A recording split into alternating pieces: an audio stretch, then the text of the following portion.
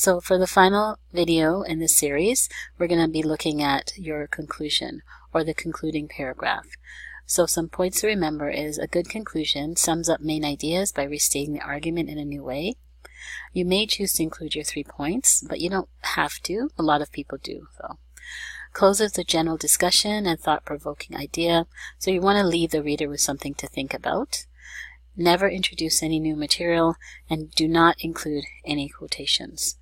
So if we look at our sample completed outline, which is this box number 5, your conclusion. You can start with a transition. You can say to conclude, or you can say in summation or in conclusion.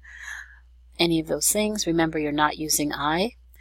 The formation of evil within the group of boys originates from fear, the lust for power, and the loss of innocence. William Golding uses fear to ignite evil and evil doings in characters like Jack, Sam, and Eric. To prove this theory, he uses characters like Simon and the Lord of the Flies to clarify fear's true intentions.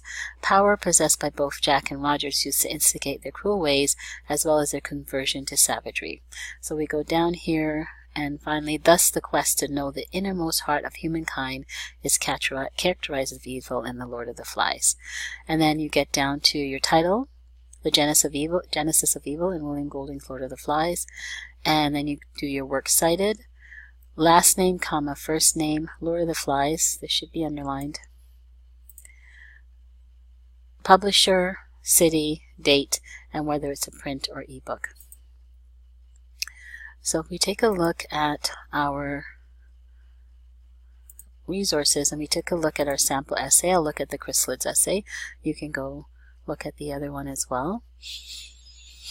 So this person's thesis statement is, as the story progresses, it can be seen how the stages of metamorphosis from caterpillar to chrysalis to butterfly parallel with the transition from old people to whacknut to sealander society.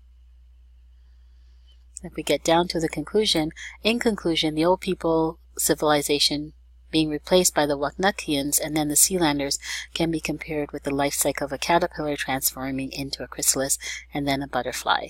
So saying the same thing in a new way.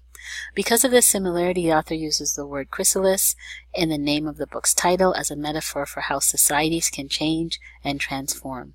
The author wants people to learn how to accept change and be more open-minded by warning readers of what may happen to civilizations that want to repeat history and thus end up as history themselves. So again, some thought-provoking ideas for the reader. He also shows that it's possible to have a better society if everyone is willing to evolve and emerge from the chrysalis as butterflies. Just as it's important for caterpillars to already have its old ways behind in order to become butterflies, it is crucial for humanity as a whole to avoid causing its own destruction by wanting to become a better version of themselves. So again, this bigger idea, the bigger understanding of how this would impact us as human beings, because we're always trying to look at the human element in our literature. So in this way, you've made your conclusion, you've said what you needed to say, you've drawn impact statement, and then you haven't included any new information. And finally, your works cited needs to be on a page all by itself. And this person got it from here, and here's there should be a space. The Chrysalids Penguin Books. And then the title page, the title needs to be The Metamorphosis of Civilization, John Wyndham's The Chrysalids. So you need to give the topic of the essay, the author's name, and the title of the book underlined.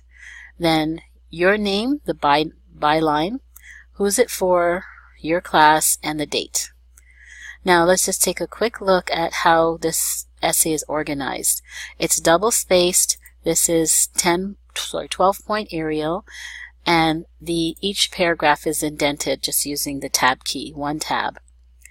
The thesis statement is underlined, and there are no extra spaces. It remains double-spaced throughout. And again, the tab to indicate a new paragraph. The simple transition used here first, and there's a few transitions within also, but you don't overuse your transitions. The second paragraph uses the more advanced transition where you reference the first point and transition into the second point within your sentence. And the third paragraph goes even more complicated, more advanced, where the person has a full sentence talking about the previous point and then gets down into the main point of this paragraph. The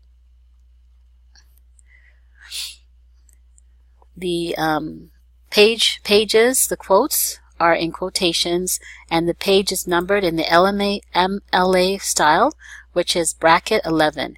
Don't put the word page, or don't put the title of the book, or don't put the author's name. We understand that it's a page number because it's at the end of your quotes, and it's bracket and the number end bracket.